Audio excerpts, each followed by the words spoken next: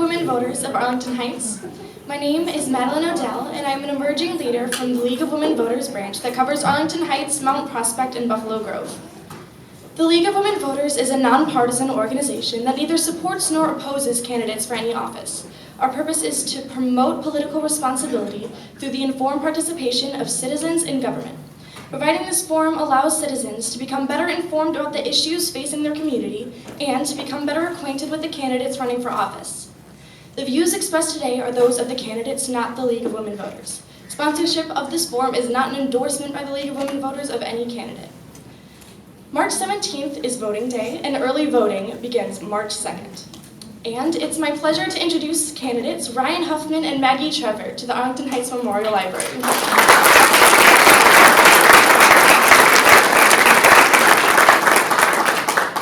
Thank you. At this time, I would ask you to please turn off your cell phones and all other electronic devices. I would also ask that you would refrain from applauding or in any other ways demonstrating support or non-support of a candidate. No campaign literature may be passed out in this room as of this time. All questions submitted will become the property of the League of Women Voters and will be destroyed after this forum. Now, no cards and pencils have been provided on which to submit your questions for the candidates. Please remember that questions may only address the business of the district. The League of Women Voters reserves the right to screen questions that pertain to issues that may not be discussed outside of executive sessions as directed by the Illinois state law or that may be of personal nature and therefore deemed inappropriate. Please signal a League volunteer when your question is ready for submission. They'll be located around the back.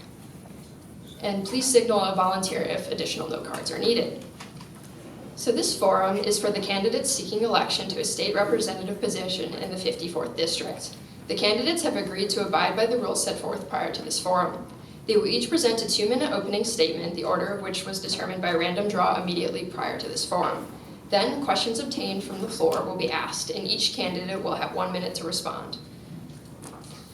Closing statements will be in reverse order of the opening statements and will be limited to 1 minute. Each candidate also has 2 30-second rebuttals. The League of Women Voters members will keep time, and candidates will strictly adhere to the time limits. The candidates will remain in the lobby after the forum to speak with those who may want additional time with the candidates. Candidates, I ask that you please notice the timers located in the front. The purpose of this forum is for voter education. We are here to learn about your vision for the future of this community and how you want to make this vision a reality. Negative comments about your opponents are not acceptable.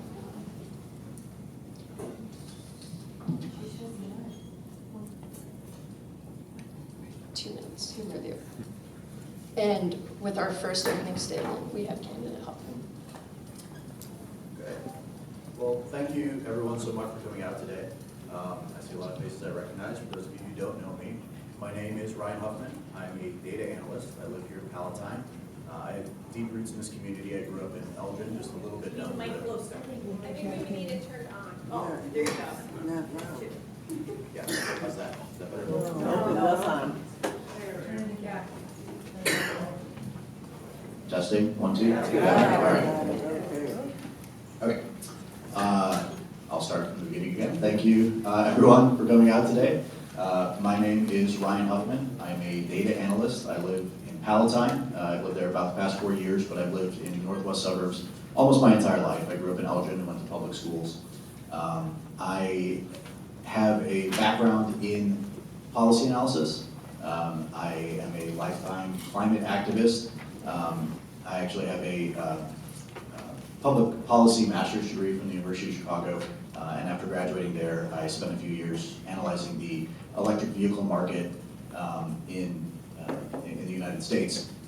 I also have an internship at the White House under President Obama working on climate legislation. That's one of my greatest passions in life, is doing our part to help the planet and really save the planet, because I think we're at a very dangerous time. I am in this race because I'm pretty frustrated with the way our government has been run in Illinois for a very long time. I think that we need a fundamental reimagining of the way that the state operates. We have huge budget shortfalls every year. We have $140 billion in unfunded pension liabilities. We have a never-ending stream of corruption scandals in the state. And I think that while we'll hear a lot about Tom Morrison, our current representative here, there's no question he is very extreme, very far right, and does not represent the values of this district.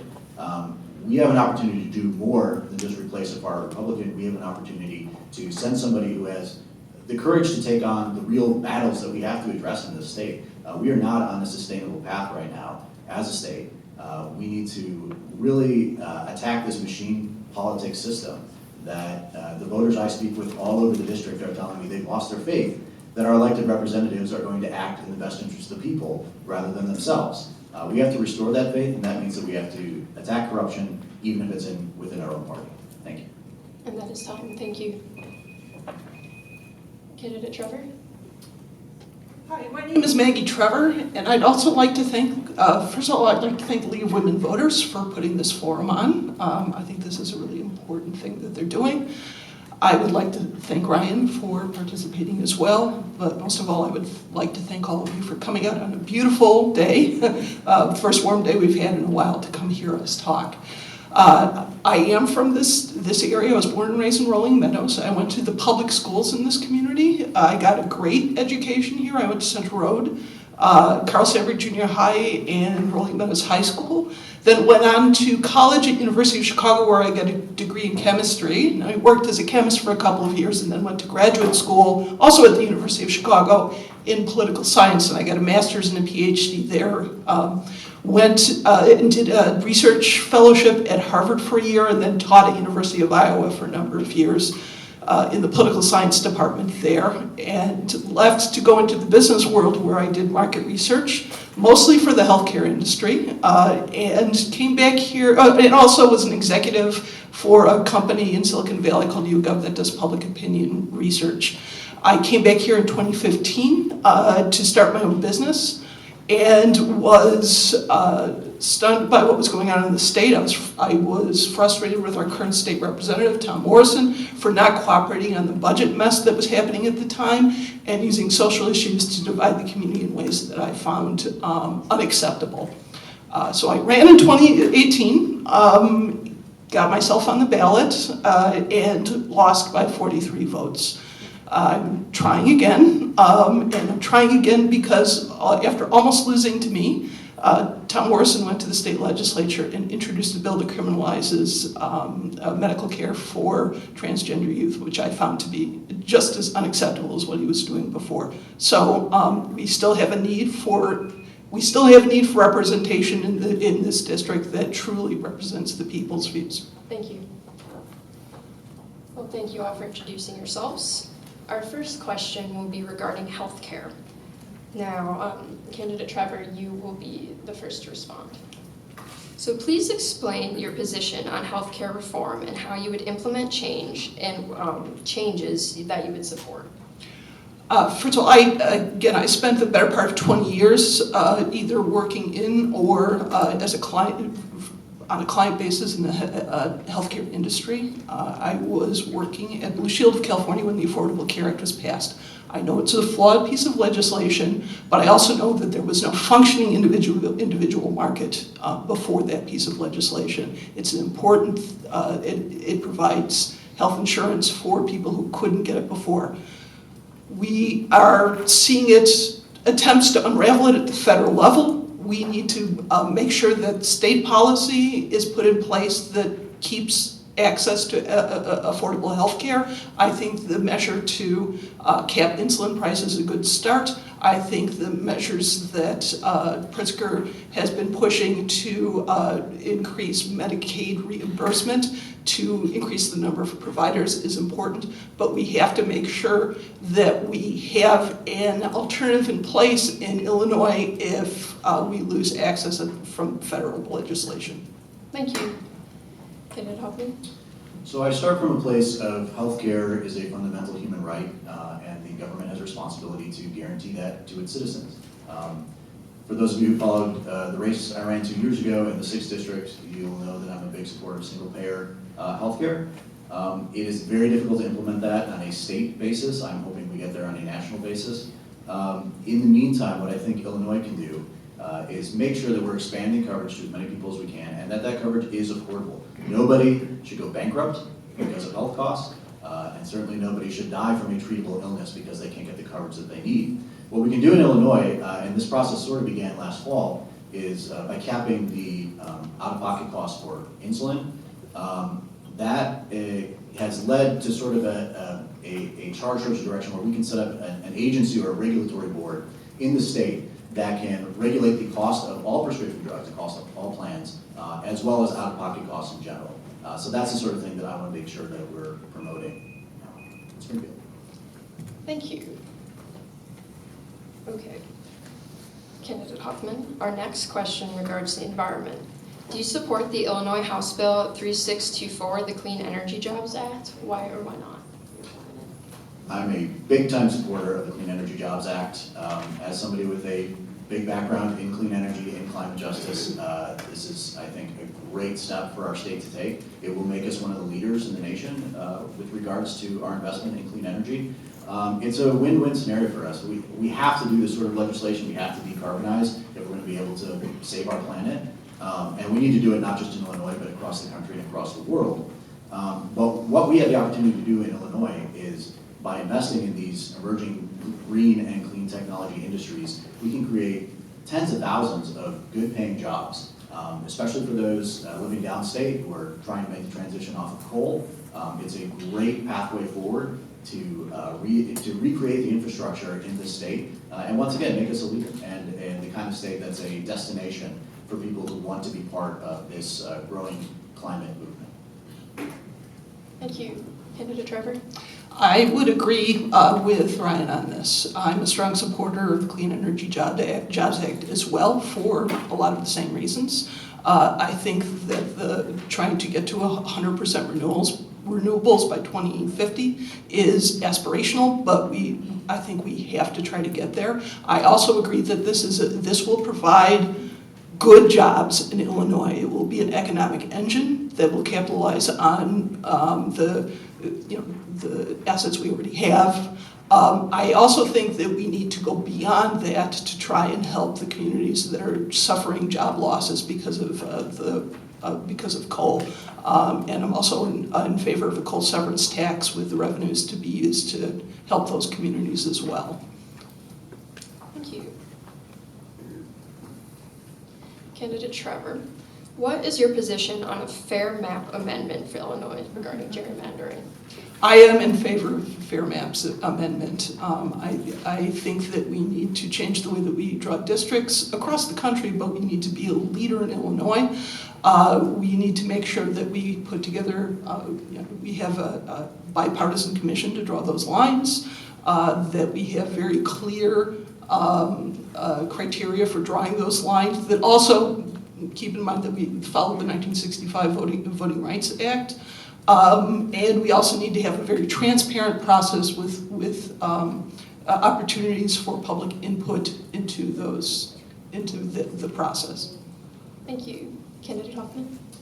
Gerrymandering is actually another area that I'm very passionate about. I did my honors thesis on gerrymandering in graduate school. And simply put, there is no good faith argument to make for how unfair drawing or partisan drawing of maps helps the small d democratic system. It's going to be one of the big fights that we see over the next 2 years because, again, the entrenched powers in Springfield and our own party do not want to give up their power. You hear stories already of Democratic representatives and senators in Springfield saying, I've already picked out my district for the next time around. I already know which neighborhoods I'm going to put. And they don't believe there's any chance that we're going to actually be able to get this thing on the ballot and pass it because it's one of the best and biggest ways for Mike Madigan and the establishment to maintain the power that they have. So it is a top priority for me to make sure we get this on the ballot, that we find some way to make sure that there's a fair drawing of maps that does not disproportionately affect one party and stop our leaders from being held accountable. Thank you.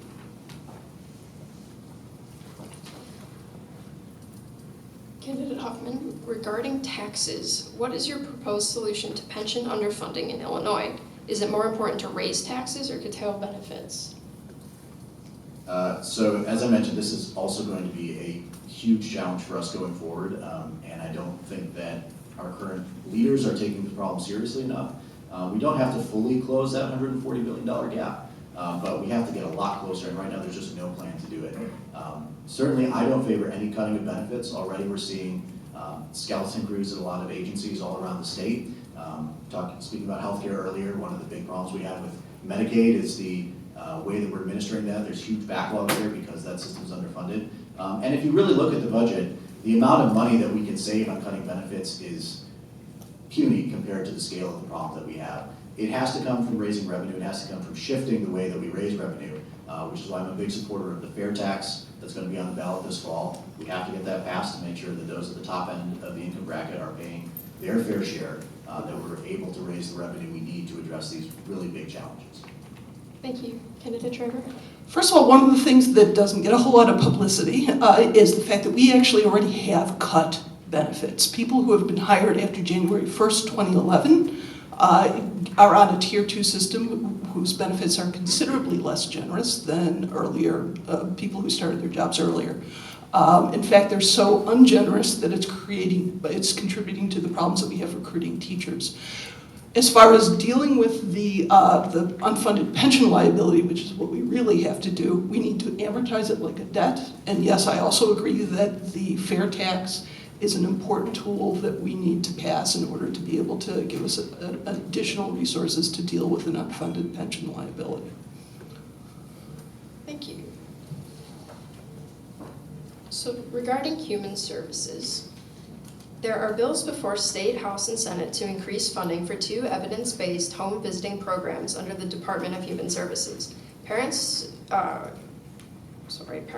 Too Soon and the Healthy Families Program. Will you support this legislation? I'm sorry, could you repeat that question? I apologize.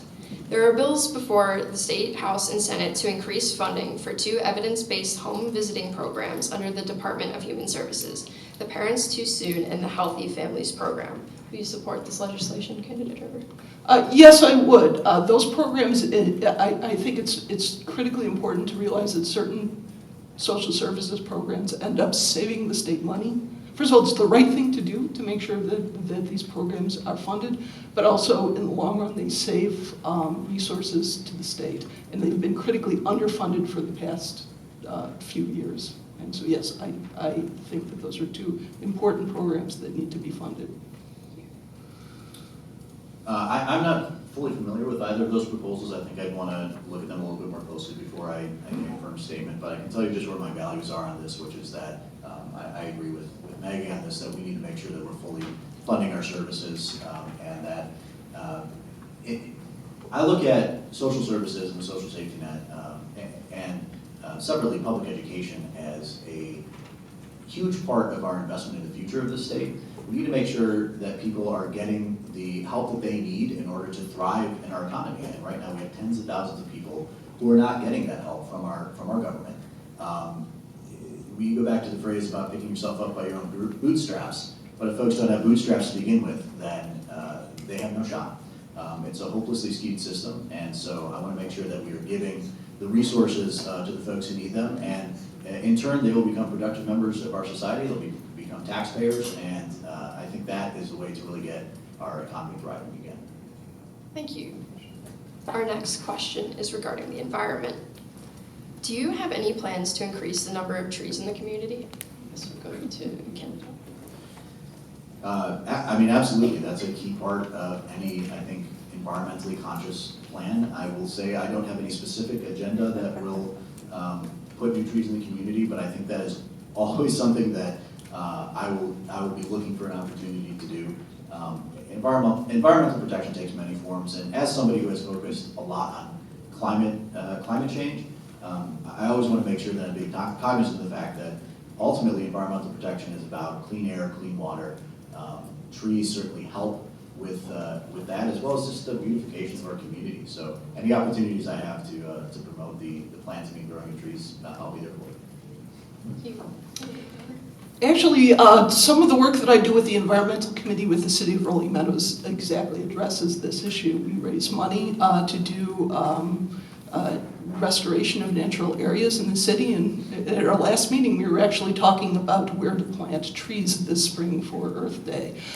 We have been raising that money independently of state grants, but I think that this would be an opportunity, a very cost-effective opportunity to help with dealing with climate change.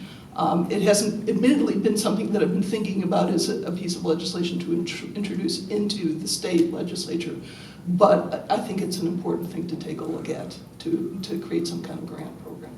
Thank you. In regards to taxes, are you in favor of Pritzker's tax proposal? I'm in favor of the fair tax amendment. I think that this is an important tool to deal with a number of the state's problems, number one of which is the fact that we're currently funding education primarily through property taxes, and we should be funding it through the state. We're currently at something like 26%. We were as low as 24% of state funding. We should be around 50%. And we're at the stage right now where we are looking to simply amend the Constitution in a way that would allow us to have a fair tax. I think that I have some hesitation about the proposed levels that Pritzker has put forward in terms of taxes, but that is something that once we actually get an amendment to the Constitution that allows us to have a fair tax, that we can have some back and forth in the state legislature to have reasonable common sense tiers that can get us to our financial goals. Thank you. Candidate Huffman? As I said earlier, I'm a huge proponent of the fair tax. I think it's one of the most critical things that we can do to try and get our budget under control, and our financial problems under control in this state. It's one of the areas, and one of the nice things about running a state is there's 49 other states to look at, and we are one of the few that does not have a progressive income tax. It is something that we are way behind the times on, and it's something that will allow us to have a more fair, more equitable system, where our current system, if you accumulate all of the various taxes that we have on people, it's a very regressive system, and that's absolutely backwards of what it should be. And I mean, I break it down like this. You think about if you gave Jeff Bezos $1,000, he wouldn't notice it. If you give somebody who currently is homeless or living paycheck to paycheck $1,000, it makes a huge difference. So it's really about the efficient use of our money in our state and our community. And simply put, I think there's no, again, good faith argument not to make that change. Thank you.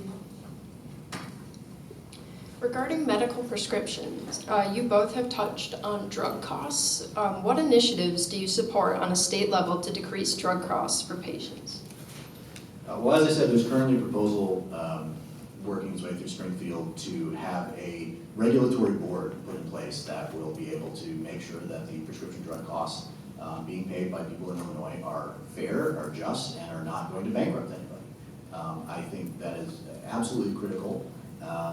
Prescription drug costs are out of control, and again, there's no excuse in our society to allow people to not get the drugs they need, and especially when we're talking about something like insulin, which affects so many people all around the state, all around the country, and can have these wild swings in price.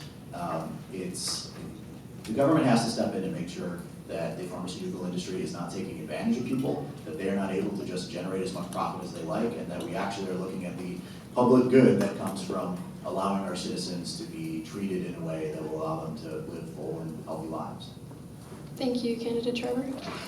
Yeah, we started this process in Illinois with capping insulin. And one of the criticisms, I'll bring up a criticism here of what I've heard about this, is that it only applied to a minority of people in Illinois, and that's true.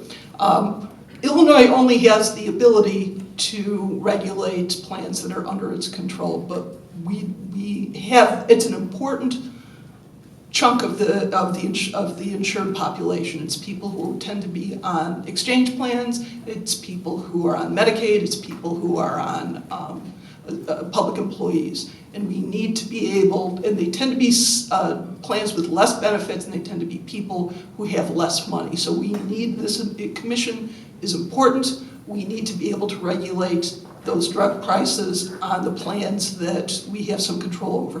The real change needs to happen at the federal level. And unfortunately, we as states, we're limited in what we can do, but we need to be able to do what we can for the people on the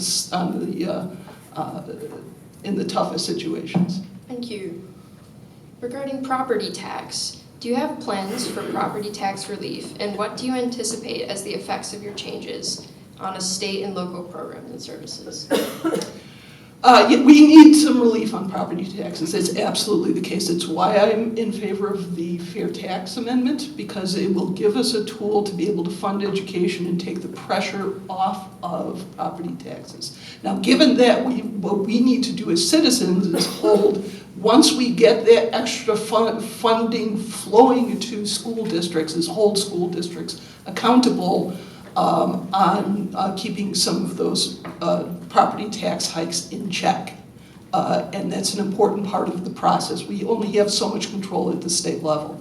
But the Fair Tax Amendment and making sure that we fund public education properly at the federal level or at the state level is absolutely key to this.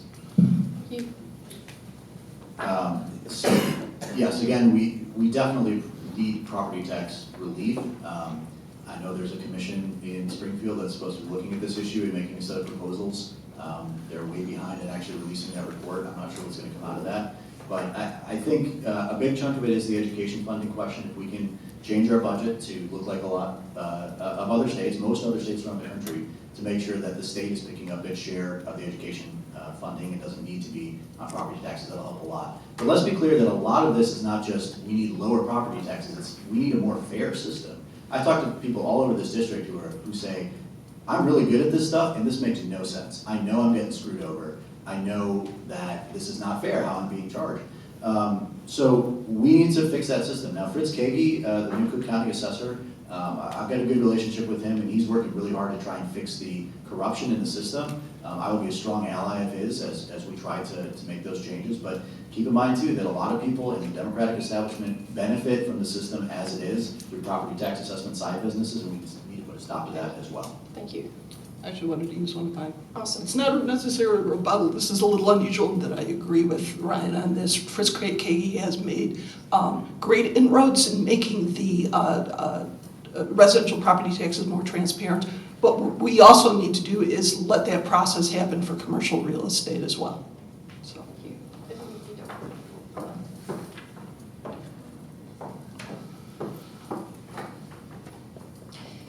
Regarding LGBTQ rights, are you supportive of them? Candidate Huffman, you will go first. Yeah, absolutely. I'm a huge supporter. I come back to our Declaration of Independence. All men are created equal. I think today we can say all genders are created equal and are equally entitled to all the rights protected in this United States. There is no excuse for us to be treating anybody differently based on gender, sexual orientation, age, all these other ways that we find to differentiate people. At the end of the day, people are people. And so I believe strongly that they need to all be given the same equality of rights. Certainly the LGBT community is one that is still facing a lot of challenges, and our country is not where it needs to be yet in terms of being accepting of these folks. So certainly it's not something that I will ever take for granted. I will be a fighter every day to make sure that these communities are protected and that they are emboldened and have the same equal rights and opportunities as everyone else in this country. Thank you. Candidate Trevor. Yes, I am fully committed to LGBTQ rights, and it was one of the reasons why I decided to get into this race. I think that the incumbent in this district is somebody who has used LGBTQ rights as a political football in ways that I find unacceptable.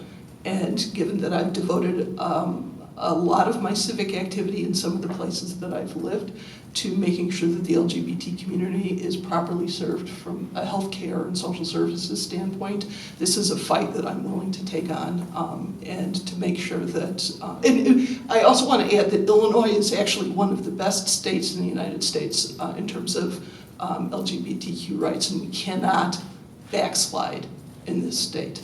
And I will go to Springfield and make sure that we fight to keep this a good place and this community to be a good place for LGBTQ people to live. Thank you. Our next question regards budget. What are your opinions on calls for increasing early childhood block grants by $150 million and the Child Care Assistance Program by $100 million? Yeah. Again, I think that we have been underfunding all of these services in Illinois, and I think we do need to take a look at increasing. I have to admit that the actual amounts that you're mentioning is something that I'm not familiar with, but we have been underfunding these services in the state of Illinois for a very long time. And like with many other social services, we're funding them, we're cutting them to the point where we're getting negative returns, that we can make people's lives better by funding these services more. Thank you. Candidate Huffman? Early childhood education programs are one of the most efficient ways to spend money in society to make sure that children are given the best chance to succeed in our economy.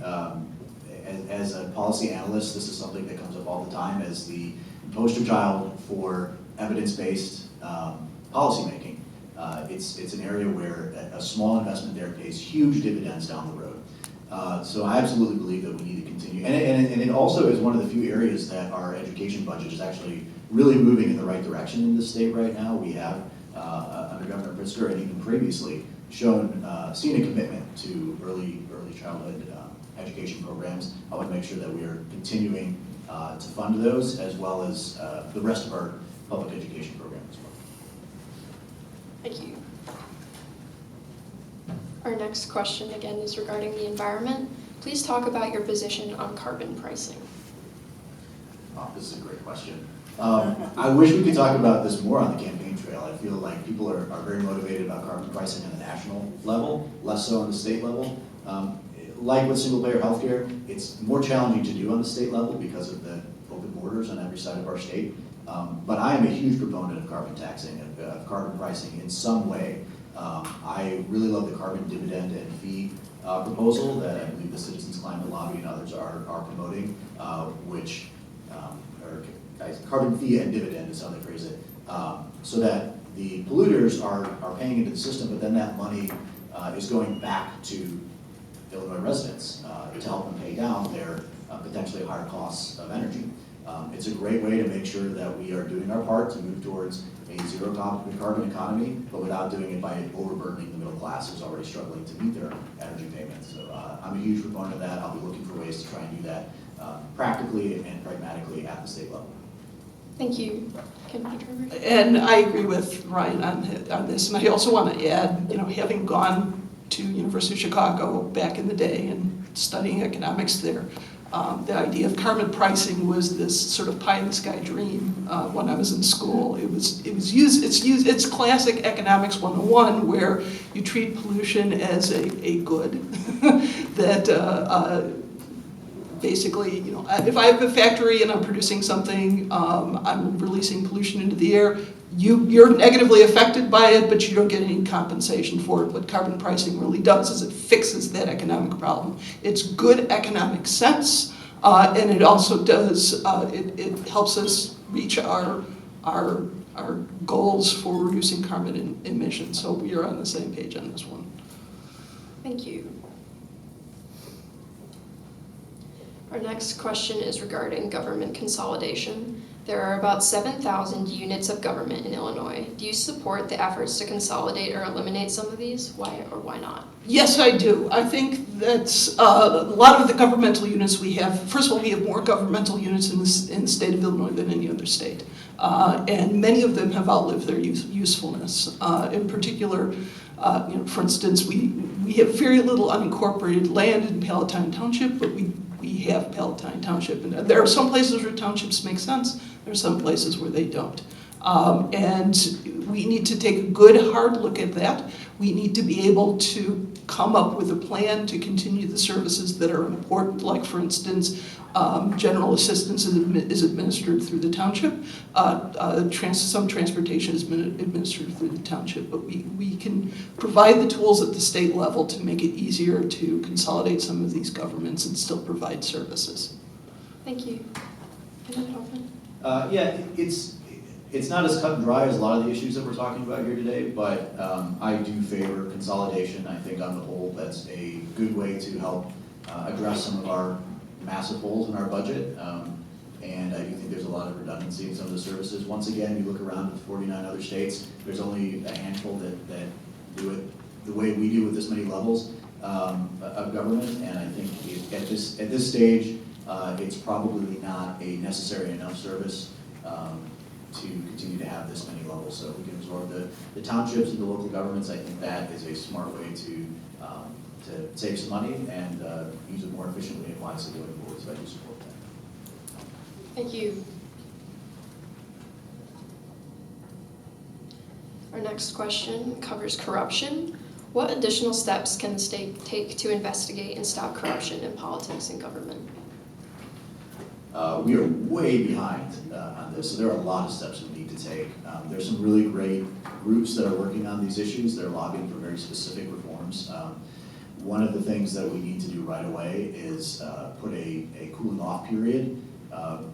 We're, again, one of the only handful of states that does this, where a state representative can walk right out of the door on the day they leave office and right into ComEd or any of these other companies that do business before the state as a lobbyist.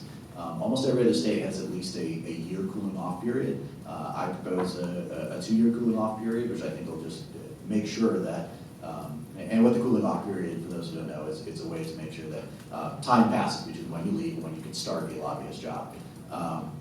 That way, the fear is that people are going to be being promised these jobs in exchange for doing things. So I wasted all my time on this one issue. There's 6 other issues, at least, that we should be doing more on, but corruption is one of the most important things that we need to be taking on. Put teeth in the laws we have and make sure we have real, strong reforms. Thank you. Candidate Trevor? Yeah, I agree that lobbying reform is something that we need to look at. We also need to make sure that when we do that we don't interfere with the ability of you to talk to your legislator or nonprofit groups that, let's say, for instance, the Sierra Club or other groups being able to have access to their legislators. There are lots of other things that we need to do as well. We need to put some teeth into the Legislative Inspector General's office and give them the power to subpoena and also have bipartisan control of that office. We need to make sure that we have lots of laws on the books already, but what we don't have are enforcement mechanisms. We need to make sure, for instance, with the State Board of Elections, that they have some enforcement capabilities. And more importantly, in a broad sense, we need to find a way to get reduce the influence of money in politics. Some of that has to be done at the federal level. We're faced with Citizens United, but we really, really need to have meaningful campaign finance reform, both at the federal and the state level. Once again, this is maybe not the correct intended use of a rebuttal, because I agree with everything that Maggie just said, but I thought I could use 30 more seconds to talk about this. Yes, the influence of money in politics is unacceptable. At the very least, what we can do is have a more transparent system. I favor moving towards a public financing campaign system, which will allow the middle class, it will remove the ability for these really insulated power structures where just the party loyalists, the wealthy and the well-connected are elected and continue to be already in our system. So that's a high priority as well. Thank you.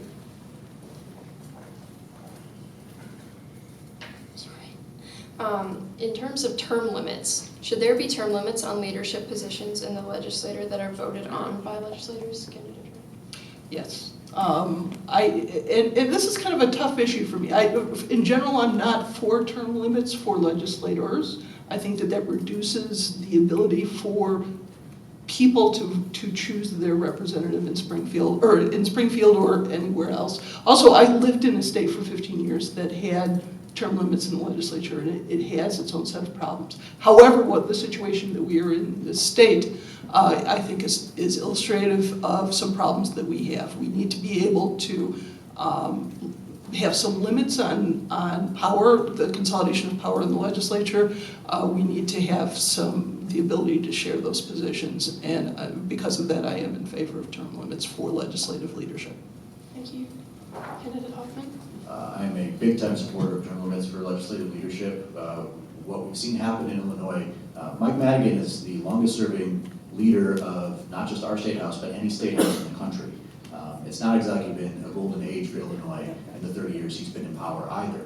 But what happens when you're allowed to continue being in these leadership positions, And in his case, as both the leader of the legislative body, as the Speaker of the House, and also the leader of our party who controls all the funding in the state, he's built an apparatus that has completely insulated him and his cronies from any kind of accountability to the people. And that is simply unacceptable. I don't care what party you're a part of. That is not the way our democracy is supposed to work.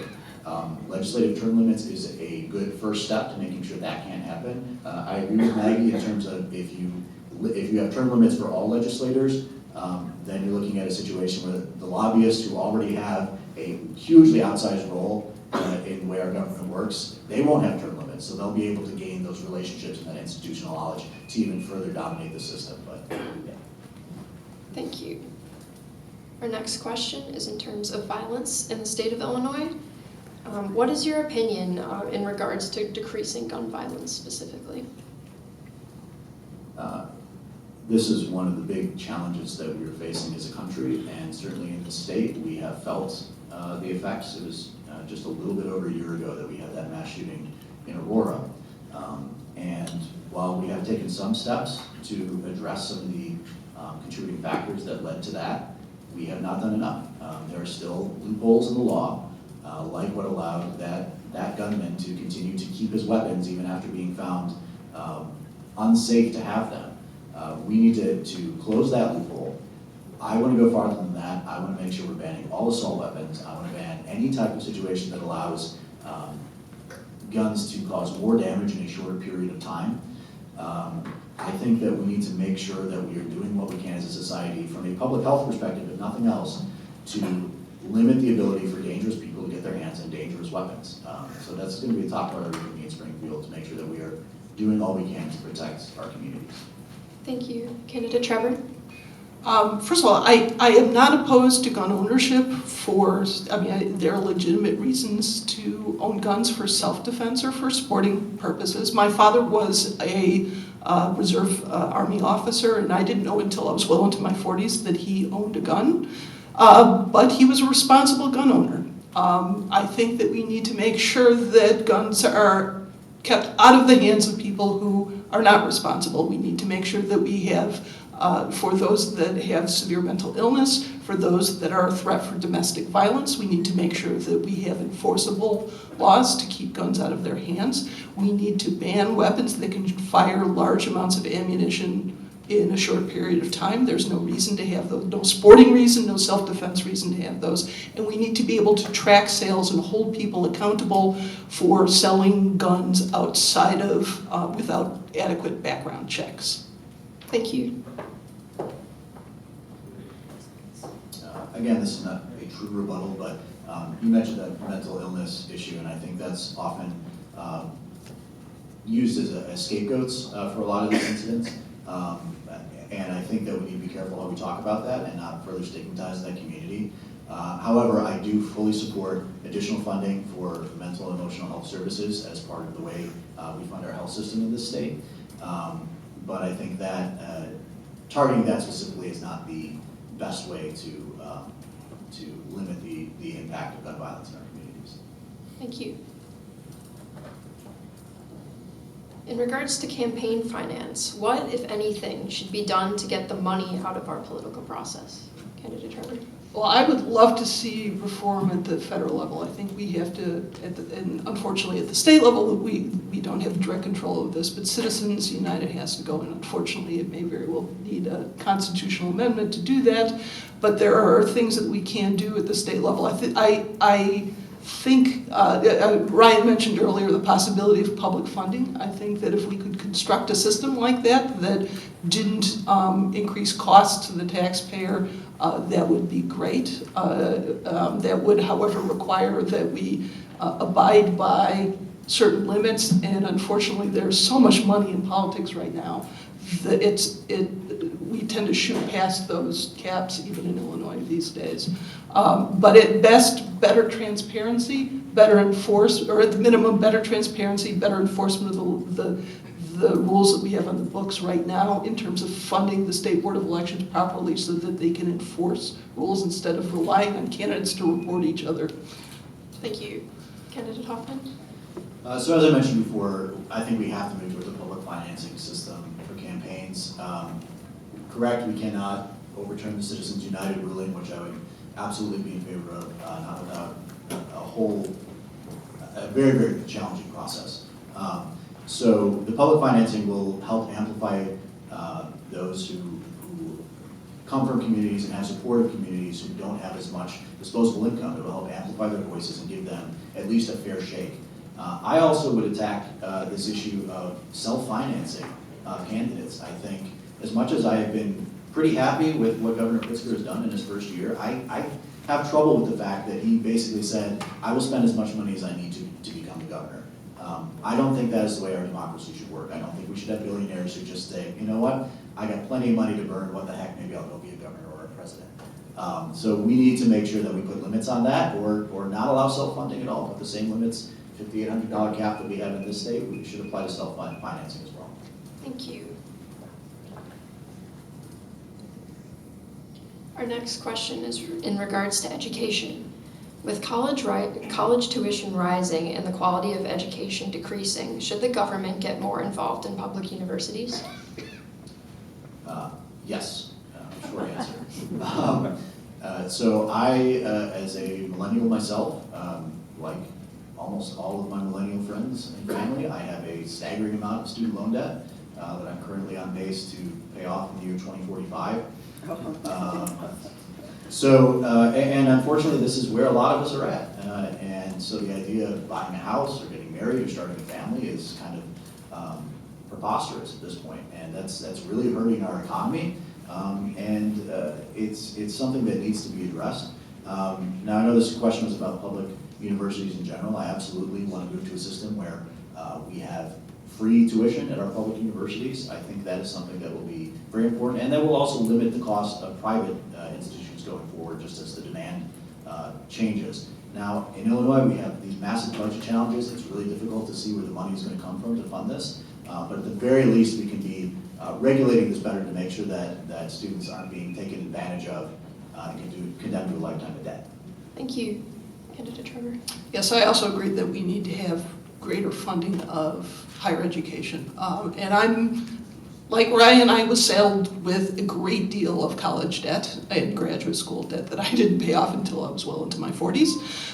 So although I'm not a millennial, I certainly have sympathy for Ryan's predicament, and I know that it is much harder for students now than it used to be because tuition is so much higher relative to the average income. And I look at Harper in our district, it's already $5,000.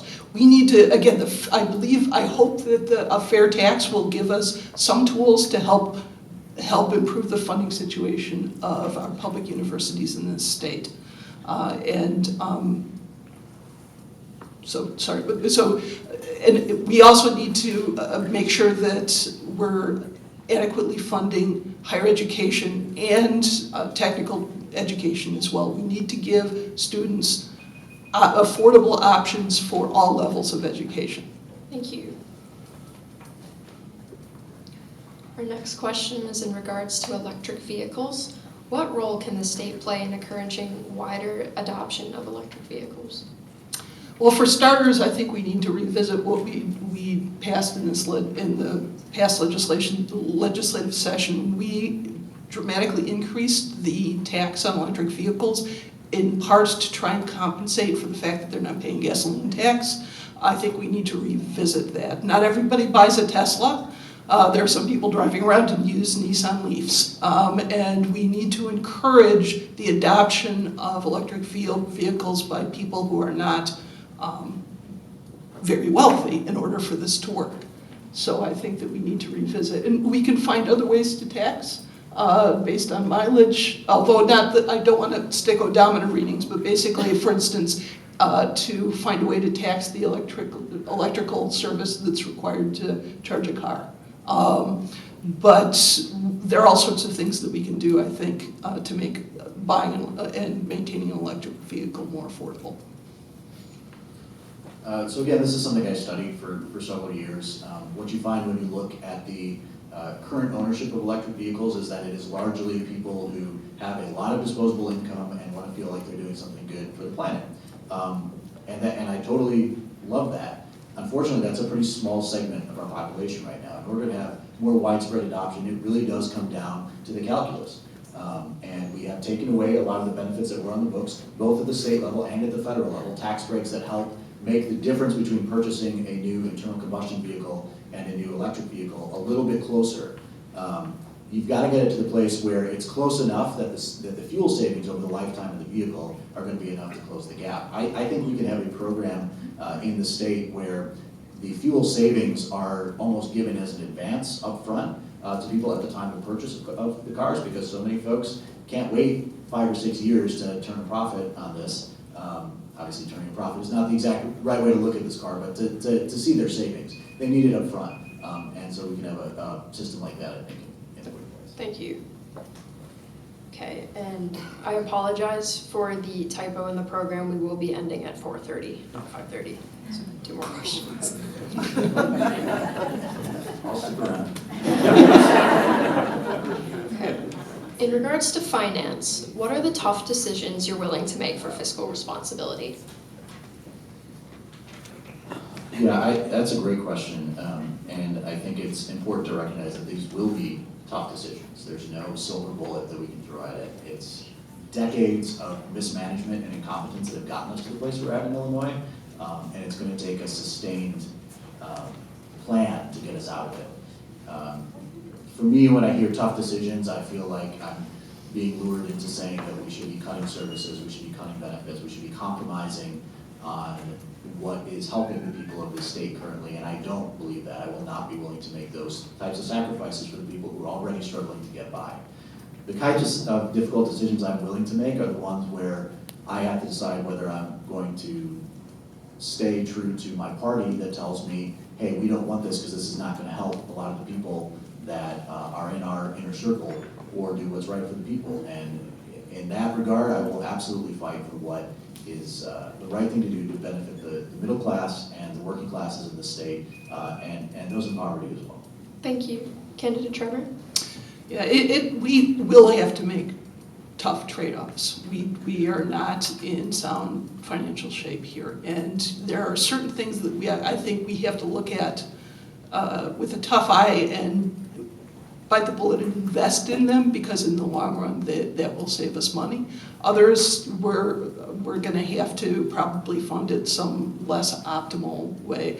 You know, one classic example of this for me is transportation. Our transportation infrastructure is crumbling. We need to repair. We also need to find ways to invest in public transportation. Because in the long run it will save us. However, we're not going to be able to, let's say for instance, invest in every public transportation project that we need. We may have to sacrifice, light rail for high-speed rail, or vice versa. And I think we're going to have to do a lot of hard thinking and analytics to figure out where those trade-offs are, but we're not going to be able to fund everything optimally. That's certainly the case. Thank you. And finally, our last question is in regards to lead pipes. As we all know, exposing children to lead is bad for them and costs our society in many ways. One major source is lead service lines running from water main to the house. Replacing these lines would be very expensive. Low-income communities are both hardest hit and least able to replace their lead service lines. How should this problem be addressed? It is something we need to address, and this is something that I think we have to work with other governmental bodies on. It's not a problem, interestingly enough, it is not a big problem in the city of Rolling Meadows, and there are places as well in the district where it's not so much of a problem, because we have relatively new housing stock, and the codes at the time that the housing stock was built didn't have lead service lines. But it is a problem, and it's one that absolutely has to be fixed. Where that money comes from, again, we're going to have to work with the various agencies that deal with this to fix the problem. And particularly, it's going to be a particularly tough problem in other areas, not the 54th district. So it's one of those things we're going to have to look at from a perspective of making sure everybody in the state is getting equitable treatment on this. Thank you. Candidate Huffman? To me, it comes down to the essential role of government in our lives, which is to protect us from this very sort of thing. I mean, we've seen in Flint, Michigan, the horrible mismanagement of that situation. People being poisoned by their own water. We can't allow that to happen in our community. So we need to make sure that we are putting the resources into it to make sure that we're replacing these pipes. I don't mean to be alarmist, we're not at that stage, but this is something that has to be addressed, and if it's ignored in the name of budget cuts or whatever else, that is not an acceptable path forward for us. So I will continue to make sure that I'm working alongside other agencies, other local governments, to make sure that we're dealing with this issue, particularly in my home of Palatine. We need to make sure that we're addressing that, and again, if the government is not working on these sorts of issues, then what's the point of it? Thank you. And at this point, we will move on to our closing statements. Candidate Huffman, because you started, we are going to have candidate Trevor begin her closing statement. It's 1 minute each. Again, I just want to thank everybody again, Ryan, League of Women Voters, and all of you for coming here. I want to take my closing arguments and just remind you to vote. I lost in 2018 by 43 votes. I am the poster child for every vote counts. These elections are important. Remember that. Go to the polls on March 17th. Vote early if you'd like. Go to the polls in November. These local elections are the ones that have the most influence on your life. And so thank you for coming here and listening to us today. Thank you. Candidate Huffman? Agreed. Thank you so much, everyone, for coming out and taking such an active role in our democracy. This is what gives me hope and gives all of us a chance to really get our state and our country moving in the right direction again. I'll close by saying that I think you've heard that we agree on the vast majority of issues put before us today. I think the question we have to ask is are we going to be content to just send somebody who will be an upgrade over Tom Morrison, who will continue to move the ball forward in an incremental way? Or are we going to send somebody who's really going to fight the system as it is, regardless of which party, to make sure that we are really making the big fundamental changes that our state needs? I think we need to vastly change the way that we operate in this state. I want to go to Springfield to make sure I'm fighting the fights that we have to fight in order to unleash the potential of this state. And I think we have very bright days ahead. There's no excuse for us to continue to be stuck in the mud the way we have been for many decades. So send me to Springfield and I'll help fight for you and make sure we're moving the ball in the right direction. Thank you. Thank you both.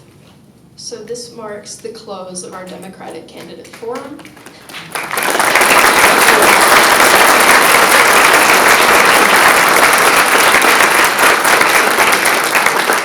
On behalf of the League of Women Voters of Arlington Heights, I thank the audience for attending and the candidates for participating. And thank you all. Thank you.